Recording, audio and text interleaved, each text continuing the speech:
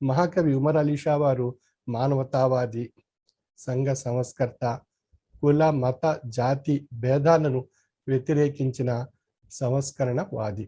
అందుచేతనే ఆయనను అగ్రకులాల పండితుల నుండి నిమ్న జాతుల పామరుల వరకు ఆరాధించి గౌరవించి కీర్తించిరి. వారు తమ వ్యాస రచనలు ద్వారా ఆ రోజుల్లో పత్రికల ద్వారా ఎన్నో సామాజిక రుగ్మతలపై తన కళాన్ని గుళించారు. ఉపన్యాసాల ద్వారా ఛాందస భావాలు కలిగిన వ్యక్తులను హేతుబద్ధంగా పరివర్తన గావించారు. తెలుగు గడ్డపై ఏ సామాజిక పరమైన సమస్య ఏర్పడినా వారిని ఆహ్వానించి సమస్య పరిష్కారానికి వేదికలపై ఉపన్యసించమని కోరేవారు.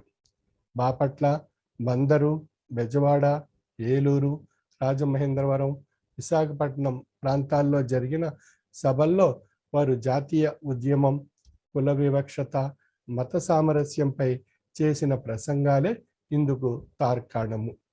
అందుచేతనే ఆ రోజుల్లో 2 పర్యాయములు ప్రజల మద్దతుతో జాతీయ శాసనసభలో సభ్యునిగా ఎన్నికై అనేక కమిటీలకు సారథ్యం వహించి ప్రజాశ్రేయస్సు కొరకు వారు పాటుపడ్డారు.